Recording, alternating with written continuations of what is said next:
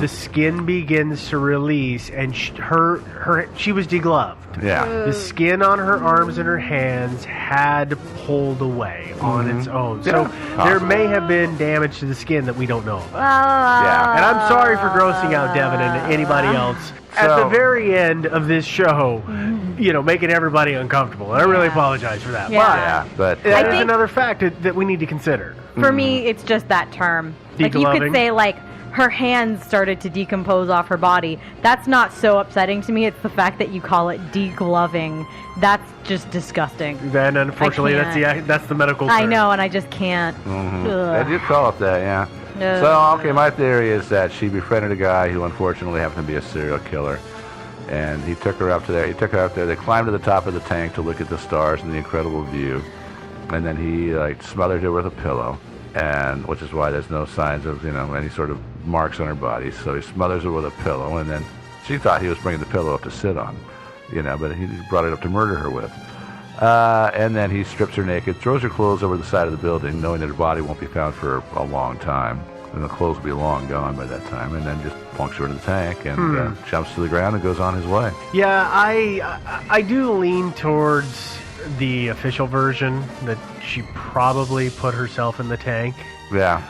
It's inexplicable, though. That's why perfect. somebody would do that. Perfect way to say it, and I really appreciate that, Joe, because that's the word I couldn't. It's inexplicable, and I'm 50% behind that theory, but that's the most I can be behind any theory. Yeah.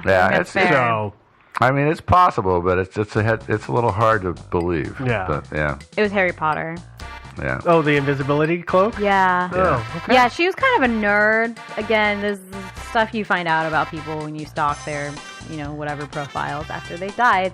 But, she would tweet pictures of, the Arthur Conan Doyle's room, and, it was closed, so she was super upset because she just wanted to go see, the Sherlock room. And, she's just kind of a nerd. She's at this bookstore. Why couldn't it be Harry Potter? Yeah, Harry Potter hates nerds. He does. Yeah. It's true. Yeah. He hates them. This is the whole new series of books in the Harry Potter series. Harry Potter's War on Nerds. Yeah. Well, ladies and gentlemen, all the links, a bunch of the links for this particular episode, this particular story, will be on the website as usual. Website is thinkingsidewayspodcast.com. If you want to tell us something that you think about the show, you're welcome to comment on it directly on the website, or you can go ahead and send us an email. That email address is thinkingsidewayspodcast@gmail.com. Don't forget to find us and like us on Facebook. We are there, of course, and we are also have all of our shows available for streaming on your phone or other mobile device that you might have on Stitcher, so you can listen to it all right there. And, of course, for this show that you're listening to right now, you probably got it off of iTunes, but if you're listening to it off of our website or Stitcher, feel free to go ahead and download it and subscribe to it via iTunes. It's always available right there. That having been said, really appreciate all of the listeners sending us story ideas. I know we've gotten some feedback and some great comments and compliments, and thank you everybody for that. And we will try and work our way through the stories that you're sending us while we're looking at all the other ones that keep piquing our interest. And also, if you are the murderer, we want to hear from you. So send us an email and just tell us what really happened. Actually, no, I don't want that person. No, think so. Not interested. No. Yeah. All right, Keep it to yourself. Thanks, everybody. We'll talk to you later. All right. Bye, everybody. Bye.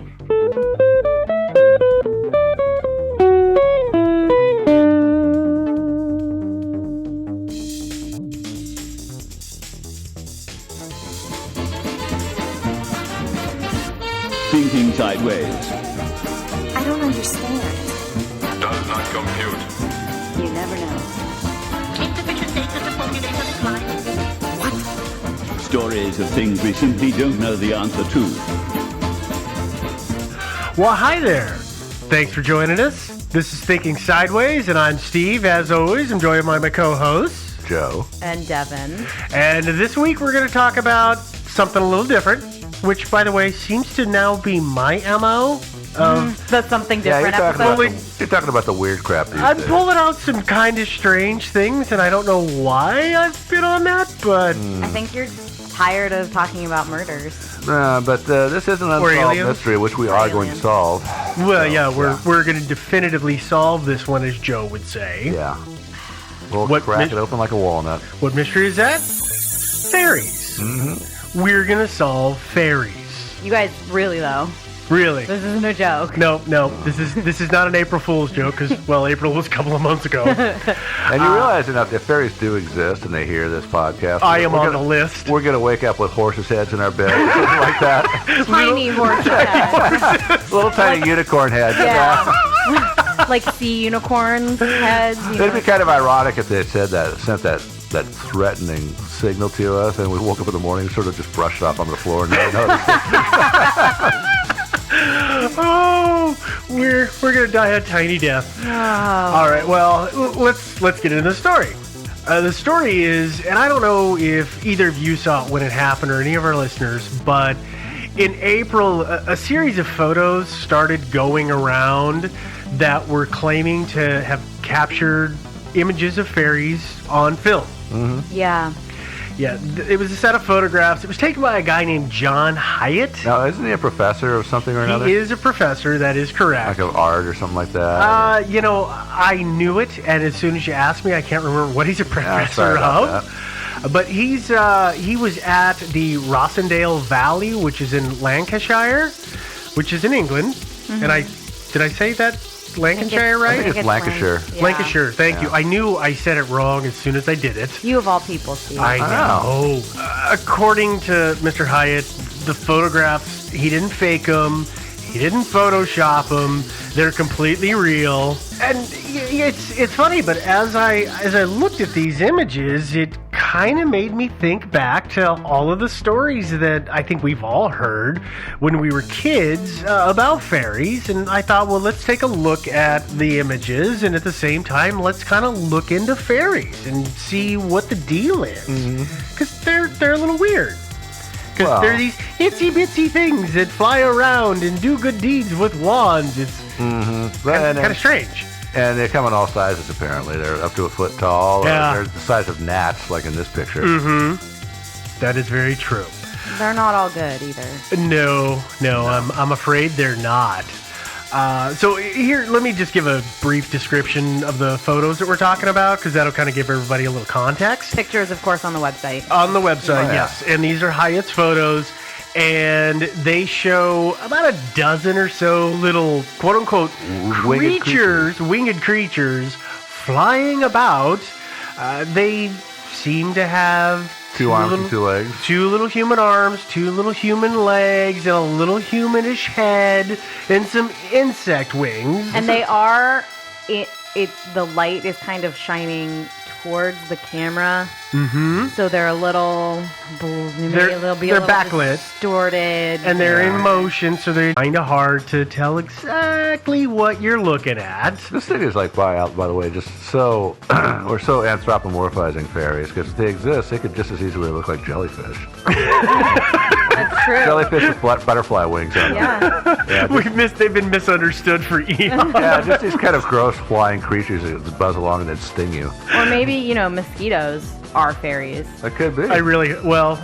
They are jerks. So at least in my opinion, the mosquitoes are. They annoy 'Cause the they hell bite out of me. me. They're just trying to be friends with you. Is that what it is? By Yeah. sucking the blood out of me? Well, And maybe occasionally leaving a parasite behind. Jerks. yeah, know. well, Little flying jerks. but they're fairies. Well, with that description, I mean, there's a number of photos, but that's kind of a good basic description of the photos, and that's all we know. That's all we see of them. And So anyway, but the internet is on fire over the internet is over fairies. a Twitter about these fairies. Yeah. So before we get too much into the photos, let's kind of break down the fairies a little bit and some theories about what fairies are and where they come from. Let's break down fairies. Let's break down fairies Okay. underneath our shoe. There's basically, this is easy. There's two theories. They're real or they're not. Yeah. Fair. Makes yeah. sense. That's really, really easy. Straightforward.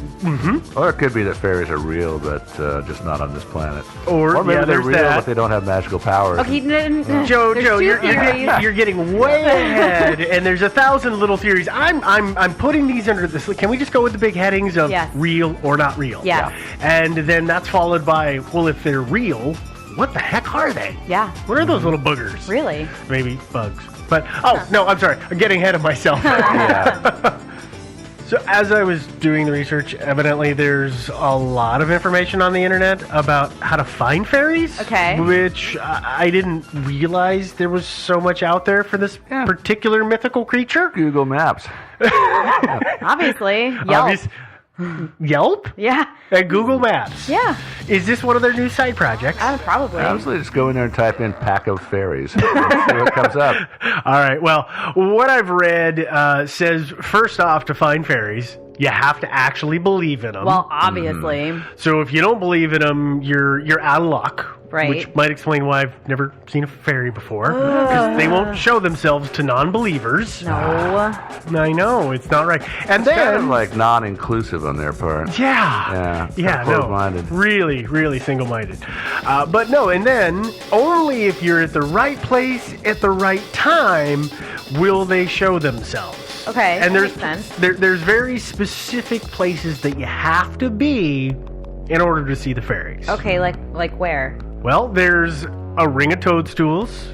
This is going to be a lot of rings, by the way. Okay. A ring of toadstools, a ring of trees, a ring of dark grass. So, you know how sometimes in your lawn you'll see that weird darker ring, and then the grass will grow taller? And I think Joe once commented that that's always where you find... how did you put that? Let's find a little deposit of dog poo in the center of it. Yeah. Yeah, which like I don't know is better. from the fairies necessarily. but Probably not. Maybe, maybe they do. Maybe they just like only crap once that's a year. their sewage system. They crap once a year. Oh, It's just- my yeah, goodness. no. Yeah. That's just awful. Anyway, a ring of stones, and one of the things about the rings is when I was doing all this reading is people really warn you not to go into the rings. Yeah, that makes sense to me. It's kind of like the light, evidently, in Poltergeist. Don't go into the light because you go into the light. Into the ring, and the fairies meet you, and you dance with the fairies, and I guess they take your mind to fairyland, and then your body will just stay there and rot and die. Cool. Oh. I don't know. I guess if you're off in fairyland, then what the hell? Yeah, it's kind of it really makes me think of Grimm's Tales kind of fairy tale. Yeah. It's, these back in lovely the little day. creatures, and by the way, those lovely little creatures kill you and then eat you. Yeah. It's back in the days when fairy tales were a lot more edgy and dark. Yeah. Really, really just... But but anyway, you're safe to go into these rings if you don't believe in fairies because they won't show themselves to you. That or if you mow them over with your lawnmower. Yeah. Hard to mow over rocks. No, yeah, there's the Yeah. rocks. Yeah, but there are apparently other places to find fairies. There too. are. So I know when I was a kid, it was fairy houses, which are like big trees in the forest with like really big roots, kind of like more decrepit ones. Oh, you mean know the like ones- the big exposed root systems, kind of on a knob or a knoll or something? Or the ones that had fallen over or been cut over, and the like stumps were still there, and they were like really degraded with like lots of little holes that looked like doorways. Yep. That's the place to find fairies, That, right? That is. That's Okay. totally one of the places. Okay. Yeah, it's in old trees with big roots or Yeah. these mounds or knobs. And it's great. They even say, oh, and if there's toadstools around it, you definitely know you found a fairy compound. So, Portland, Oregon. Yeah, because we have mushrooms all over. Super easy yeah. to find 'Cause that. it's very that wet. stuff. Yeah. The best answer ever that I found when I was looking for how to find fairies? The astral plane. Oh, well, that makes sense. Because it's totally, that's right, they live on another plane of existence, which is why they're so hard to find. Right. Because we don't live there. Evidently, it's because they live there and we live here and they can cross over and so they can show themselves when they want. But I didn't quite get what how the astral plane works. Well, Nobody says how it works. Well, because you clearly are just a simpleton who doesn't understand Yeah, dude. the ways of higher thinking on the astral planes. Well, It's not for you. That could be Except that when I did some of the reading, it was saying that it might not be a bad thing that they live on the astral plane because not all fairies are really nice. Yeah. As a matter of fact, fairies supposedly steal children. Yeah, that makes sense. It's totally believable. Have you ever known a kid that was stolen by a fairy? No. Well, I haven't how would either. I know? Maybe, 'Cause I they don't would, know. you know. Well, yeah, that's it, because they're a changeling. You never Yeah. know. Yeah, How would I they know? get replaced. What do they replace them with? Somebody else's kid, or? Well, this is where I kind of call hinky. I would say this theory is hinky. This is where, okay. All the other stuff we said for the last 10 minutes, that's totally normal, but this is hinky. There's a lot of legends saying that fairies steal children, and what it is that evidently they come into a human's home and they steal the child and they replace the baby with another fairy. Oh, like a changeling fairy. Yeah, it might be a sick fairy who needs somebody to take care of it, or just, I just want to take a couple weeks off the job, so I'm just going to stay here. So, does that mean fairies look like babies, or they can just sort of, they're shapeshifters? They're shapeshifters. Yeah. Yeah. And it never says what they do with the baby. Yeah, and they saw that. Yeah, they probably just feed them to the pigs or something. But now you saw that photograph that the good professor took, and the fairies look like they're about the size of gnats. So, do you know how many thousands of fairies it would take to lift that baby out of his crib and cart him off to fairyland? No, that's where magic. I mean, okay, so here's just a very easy, accessible example of this is Peter Pan was kind of a fairy, but not really. But Tinkerbell was a fairy, and the whole lore behind Peter Pan, right, is that Tinkerbell came and found him as an abandoned child and shipped him off to Neverland with her, and he stopped growing up, just like the Lost Boys stopped growing up because they always come and take them, right? So you just add a little fairy dust and you make that baby think happy thoughts, and they're gonna fly away with you. Fairy dust. Why didn't I think of that? I don't know. Well, I think let's Because they're different. Yeah. and what ties directly into that, Joe, when you're talking about they're too small to do anything, is the next thing that I looked into is what do fairies look like. All right, well, we all see, when you look around at art of fairies, they're all very diminutive with the little gossamer dragonfly wings, and they're sexy little outfit. itsy bitsy girls, Really beautiful long hair and weird colors. yeah, that's exactly right. Well, the thing is, fairies really weren't shown to have wings in any kind of illustration or stories until about the last 100 years. Prior to that, evolved. going back to the Peter Pan thing, they just flew around on their own. Yeah. They could just do it. They were just magic. So Magic. When were the wings introduced? About 100 years ago. By whom? I couldn't find out who first started showing fairies with wings and why that took off. It's got to be some turn-of-the-century illustrator who did it, and the printed book, everybody had more and more access to books, and so it took off. But I couldn't ever pin down who started that. But maybe it has to do with the invention of the airplane. Maybe. Suddenly they think, people Wait, can when was the fly. airplane invented? Early 20th century. Okay, well, I guess that could kind of be right in the right time frame. That would make sense. But, the other thing is, if we think about that typical fairy drawing, it always says that, like I said before, they're little diminutive things. So Tinkerbell. Right. We'll say Tinkerbell. Yeah. Itsy bitsy little flying person. Yeah, this is again according to historical legends or lore. The fairy people are of the lot that is called the little people. So they're actually not an inch or two high. They were more between 1 to 3 feet tall, Yeah.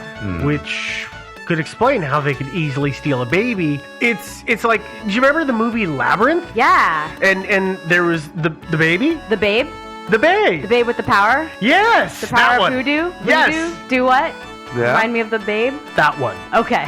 Well, you remember all of the little creatures that were in that Yeah. movie? And they were, The little Jim Henson guys? Yeah, they were all kind of ugly looking, but they were, a little bit bigger than the baby, maybe a lot bigger than the baby, but they were in that range. Uh-huh.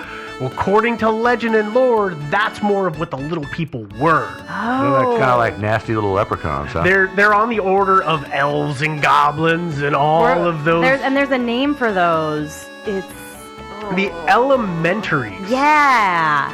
Because they're not elementals, but they are like... They are the cast of Elementaries. Yeah. So elementaries are like what? Spirits left over from the ancient world? No, Elementaries are more of critters that do things on Earth. So fairies are kind of for the Earth, and then leprechauns had something different. Elves did something for the forests, and there's like 9 or 12 casts of Elementaries. And they're mostly kind of littler. Yeah, they're all the little people. Yeah. They're all these little diminutive critters that look like people but hide in nature, and so we don't see them unless they, good or bad reason, decide to show themselves to us. That's why, when you go camping sometimes, you get up in the morning and your food's been raided. It's those things. 'Cause, I thought that was raccoons. Or bears. well, they always say it's raccoons. Raccoons might be elementaries. Yeah, Elementaries. Yeah. Yeah. Could be. For all we know, they're a little human-like. Mm-hmm. Kinda. Yeah, well, and I think, we just hit on the other thing, which is, again, we were talking about in that typical illustration, the fairies are beautiful and, have perfect skin and glowing, but really, according to this, they're kind of ugly critters. Yeah. And sourpuss. The sourpuss face is what I always think of when I think of the ones from Labyrinth, and I think that's where they're headed. It's like the evolution of so many things towards these. Like if you look at angels in the Old Testament, they were scary creatures. Totally Now talking angels about are so that. wonderful we talked and about benevolent. that a week or two ago, and now they're wonderful creatures who just want to spread love and fairy dust throughout the world. Yeah, like the cherubs versus... Wait, huh? Wait, you lost me here. Cherubs? Yeah, Oh, I know like- what a cherub is. Right, but they didn't really exist until kind of the Middle Ages, the cute baby with wings.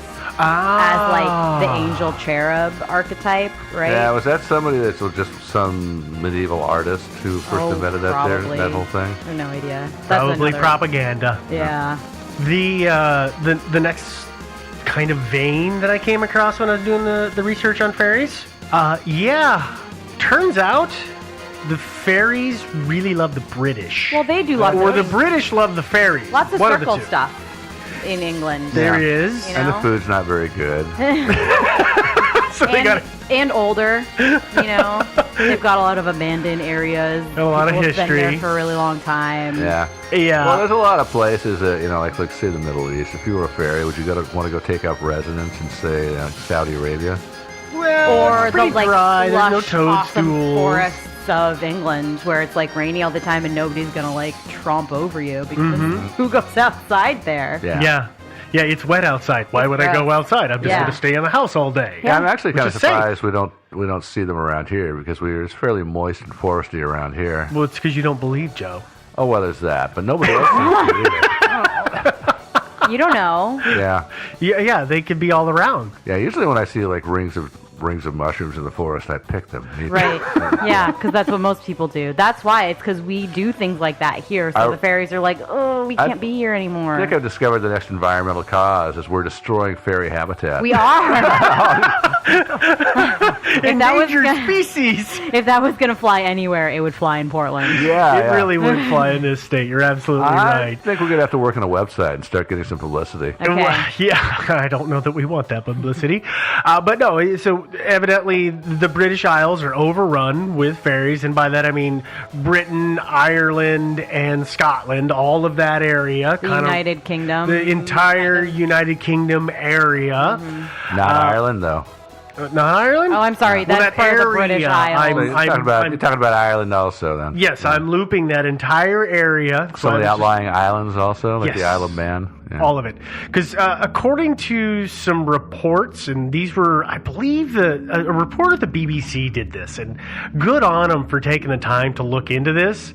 But evidently, that area is covered in what they refer to as good paranormal areas, which are run by fairies and ghosts. And I guess a good paranormal area is where there's a helpful creature that you can't see. So one of the stories that I read was there was some house and there was some road that was really confusing, and people would always get lost, and they would stop at this house, and they would knock on the door, and a friendly old butler would answer the door, and they'd say, "Hi, I'm lost. I'm trying to get to wherever," and he would say, "No problem. Take this and that and this and that and be on your way," and they would go.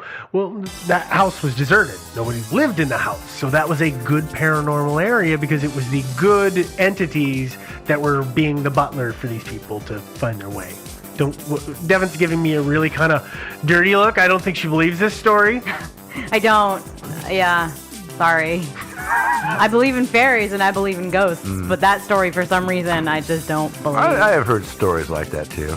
Oh yeah, we've all heard them. Tend not to believe them, but you know. So the reporter did the research here, though. They went through 25 years of police reports. So these were things that were filed with the police. Yeah, these are all supernatural. There's a huge number of supernatural events, and by huge, I mean 755 reports to the police. Only 44 of which were related to fairies. I mean, the rest were all ghosts and witches and Casper, somebody, I don't know. But 44 of them were fairies. So obviously they like that area. That or Apparently. people in that area are prone to reporting, quote, paranormal activities. So, ladies and gentlemen, this is what happens when you wander the forest and you start randomly eating mushrooms. Yeah. You start reporting stuff. Yeah, it's a little weird. I mean, like everybody at some point in their life has something happen to them and they're like, whoa, that was super weird. Mm-hmm. Right? Mm-hmm. Oh, yeah.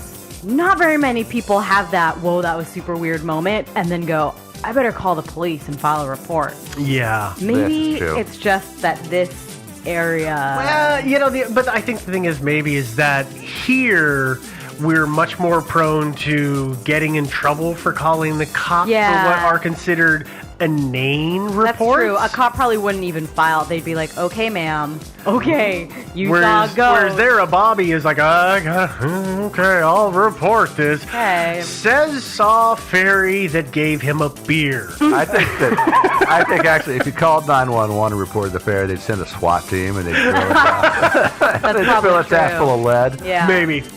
Well, let's go on to this gets more into the what are fairies. Okay. This next bit that I've come across, which is freaking awesome. They're aliens. I think that's freaking awesome. Amazing. I know. Go ahead and say it. I know. What is the people who look into aliens? Ufologists. Yep, I knew you'd want to talk about your ufologists. But those aren't people who look into aliens. Those are people who look into UFOs. But are UFOs Ancient alienologists. Okay. Alienologists. I'm sorry. I'm trying to come up with a good term that we can use. Yeah, it's not working. It's okay. All right, but it would explain a lot. It would, but here's how the folks that propose that fairies are actually aliens, and this is it's a fuzzy line that they run. We've all heard the phrase extraterrestrial, which means that it's something not from Earth coming here, or not from Earth, and presumably is here, and we meet it. Of this universe. Well, according to this theory, the fairies are ultra-terrestrials. What is an ultra-terrestrial? Yeah, that took me a while to kind of wrap my head around. Actually, I think I'm kind of an ultra-terrestrial. No. Because I'm so ultra-terrestrial. Okay. Here's how this runs. As humans, we evolved on this planet. Mm-hmm. We've always considered ourselves to be the most intelligent and the only intelligent species on the planet. Self-aware. Yeah, but according to this, there's another species that evolved here either before us or alongside us, and that species is the ultra-terrestrials. Oh, the lizard people. No, not the lizard people. Are you sure? Because that sounds like the I'm lizard not sure. people. I'm not sure. You know, they could actually have evolved before us and actually nudged humanity along on its course towards evolution. You sound like an ancient alien theorist. An ancient alien ufologist. Yeah. Oof, no, that's just Can we not have that argument again? No. Come on, let me keep going here. Okay, you guys fine. are going to just spiral down the rabbit hole. You're on a roll, fine. Wasn't really, but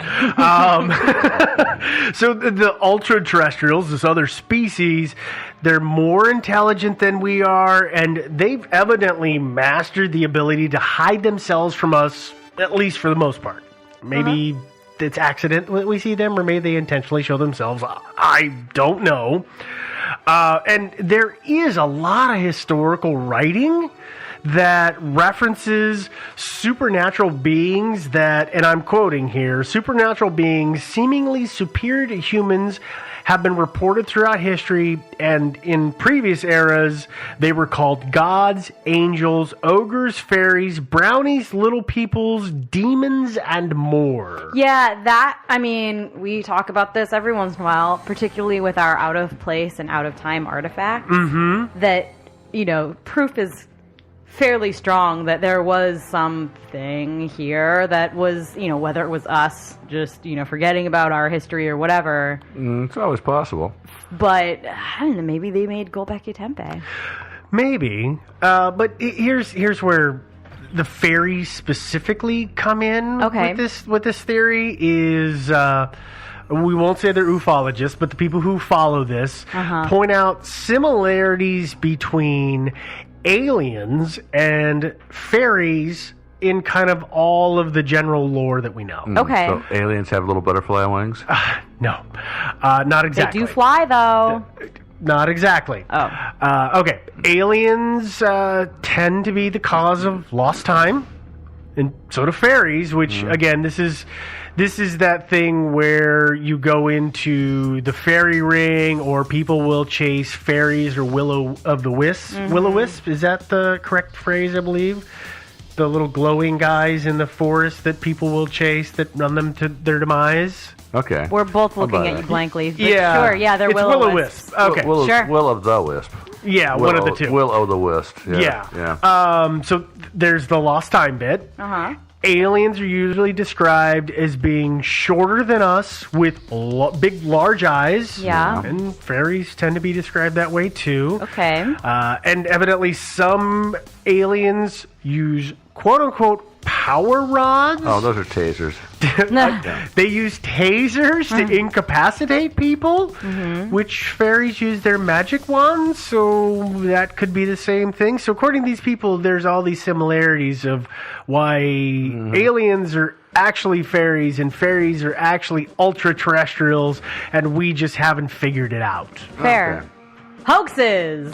Hoaxes is exactly right, because hoaxes are where we're going next. Oh, okay. Yeah. All right, so we've talked about all this fairies are real theories. Yeah. And I realized I almost said that in a dismissive tone, which was not my intention. Sorry, fairies. I admit that I don't He's the one that personally said it, believe not in me. them. Please, don't take it out of me.